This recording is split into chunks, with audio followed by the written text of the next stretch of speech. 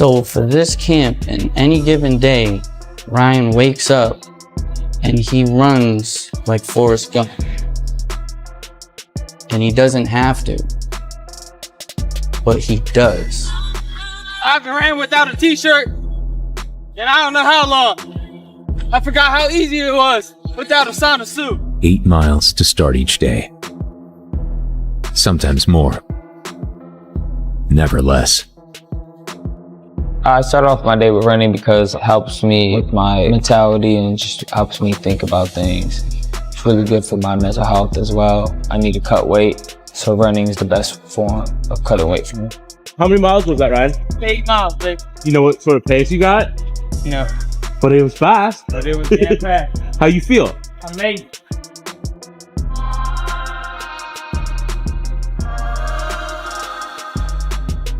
They say the potential for greatness lies within all of us. But only those who've achieved greatness can attest to the truth. That it is earned through discipline. Every day. No excuses. Some fighters grind to improve. Brian Garcia looks like he's grinding to reclaim his name, and that creates a completely different edge. After the loss to Rolly, the pressure didn't just come from critics or social media. It felt internal, personal.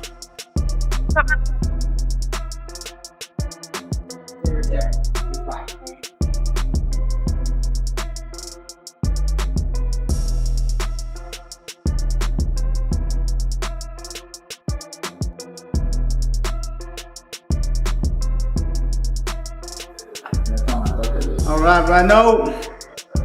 It's ready for the cake, my brother. Thank you. Very well. Discipline is everything. Ryan's super disciplined. One day he says, hey, you gotta cut down on this, cut down on that. It goes down to him and how he's gonna cut his weight and how he's feeling. Food is damn good. Carlos makes some good food. Weight's coming off, my body's performing well, and we're all doing a great job collaborating together to get the best result possible. For dinner tonight, we got some little nice beef tenderloin, aka fillets. That's right, got a little mashed potatoes. We got our mushroom mix right here. We're gonna saute them with a little butter. We got our broccoli all blanched off. Ready to fry everything. You have all the elements that he needs to be a top athlete. I just monitor my eating, keep assessing myself every time I take a bite, see if it worked, if it was enough, if it wasn't enough, and then make adjustments. You gotta evaluate yourself and master yourself, because nobody's gonna know your body better than you. You can feel the shift inside camp.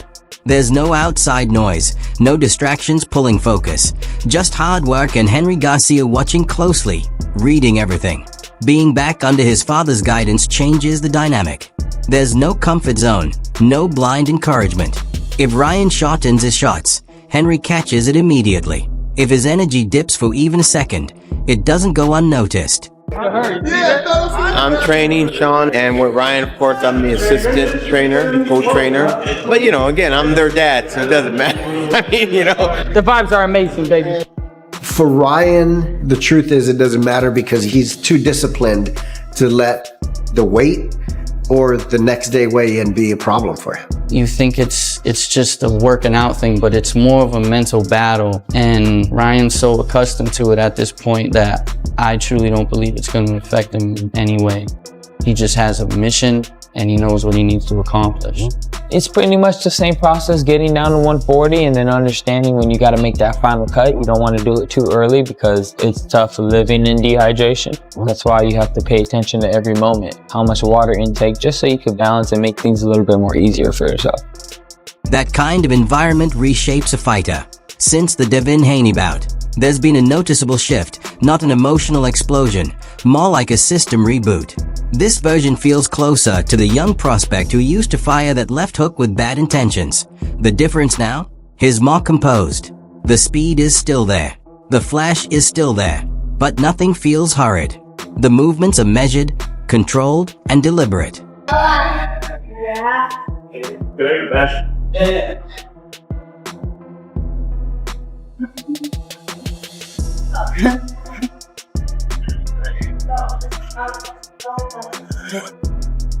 You've been with me too long. Too long, baby. Right now, we're about 3 weeks away, so we're getting ready to hit our peak phase, all the explosive work. We've been doing it 6 years now. So when he comes in, I see immediately where he's at, and that's how we break our workout out for that day. Pain is, you can't do anything about it. You just have to accept it. The best move you could do is to keep going. If you're gonna stop during the workout, don't work out. Just wait for tomorrow. If your body needs that much rest, then get your ass home and sleep.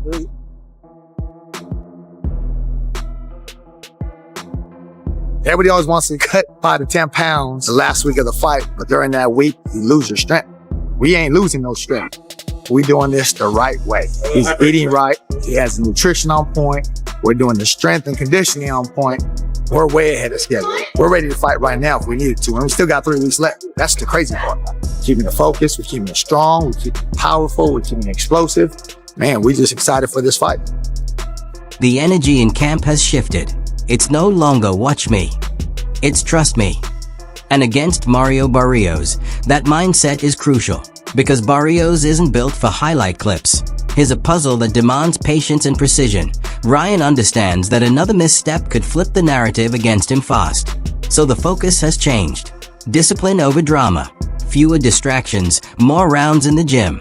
The familiar version of Ryan might be resurfacing, but this time he's more refined, more controlled, and no longer treating the moment like a game.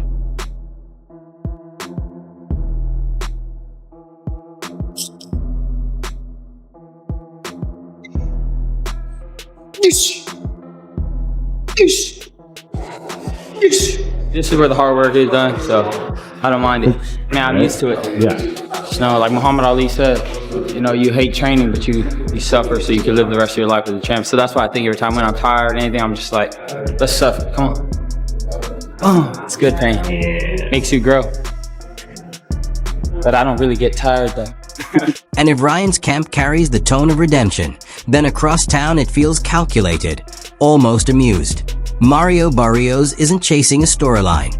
He's constructing a game plan, quietly. There are no dramatic speeches, no emotional callbacks, just the steady thump of gloves on the heavy bag while Joe Goosen observes with sharp focus. It's the look of a trainer who understands exactly what Ryan does best, and precisely where the openings appear. Back in Mario's world, the gym is quieter. But don't mistake that for pain-free. Today is strength and conditioning with Coach Tony Brady, whose 2 decades of experience add another layer of expertise to Team Barrios. This workout's gonna suck today. It usually always does, but I mean, you know, it's the work that's necessary for this fight. I mean, I'm thankful, you know, for Tony Brady, but at the same time, I hate seeing him in here.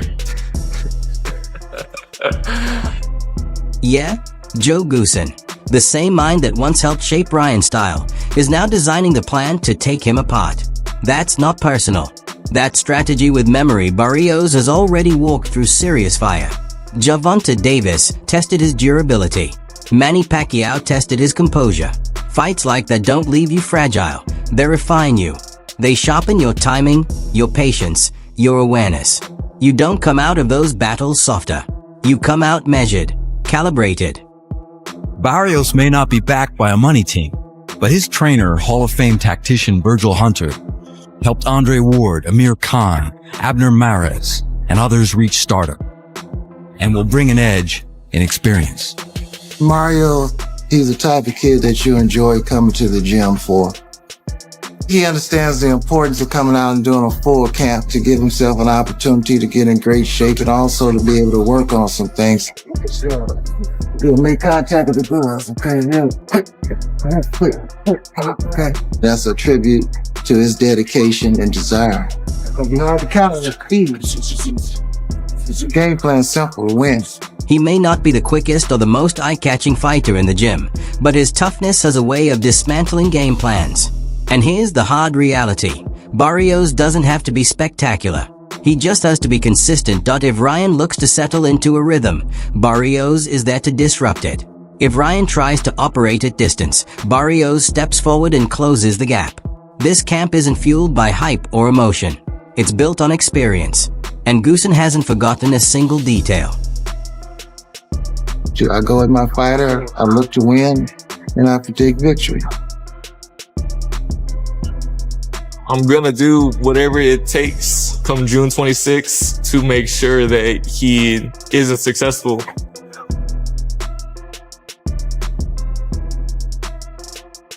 It doesn't matter who you are, you know, I'm not giving up this belt.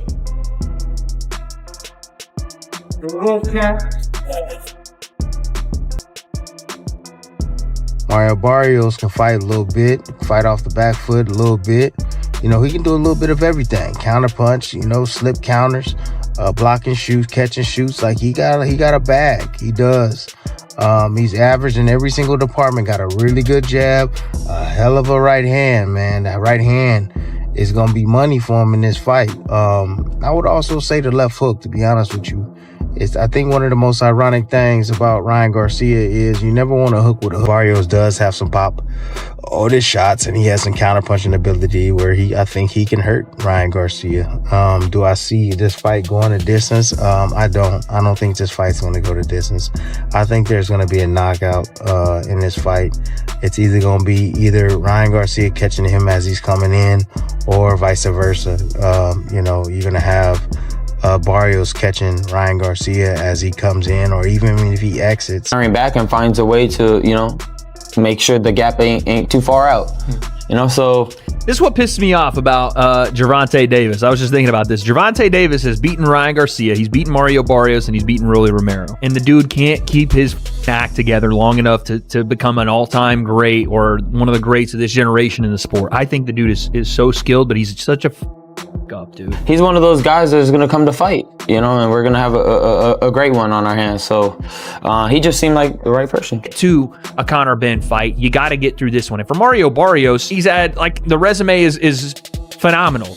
Only problem is he doesn't win a lot of the biggest fights of his career, right? He loses to Gervonta, loses to Keith Thurman, draw with Abel Ramos, draw with Manny Pacquiao. Barrios needs that signature win in his career. He has the Ugas win, that's a big one, but Ryan Garcia would take him over the hump. And again, you could say that he and him being the champion, unifications are out there. Rolly Romero is there. Again, Devin Haney at 147. You have potentially a Conor Ben fight for the WBC belt. He can continue to put himself in position for massive. Focusing on your craft, and that's what I was getting ready to say. This fight right here should be just more focused and locked in, because if he wins world champion at 47, and he needs something like that. He never been world champion, right? No, he's never been world champion. So I don't know. I think he just hung up on the entertainment aspect of it.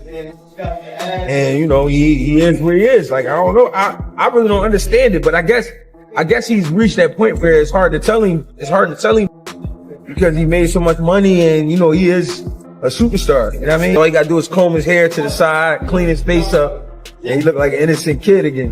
You know what I'm saying? But I don't know. It's hard to take him serious. If I was Barrios, I wouldn't even fight. For real. If I was Barrios' manager, I wouldn't even have him fight that guy, because you really, like, you beat him, but then it's like, all right, you beat Ryan Garcia though. He's been beat before, and he's not taking the game serious. He beat you, you just a Vic.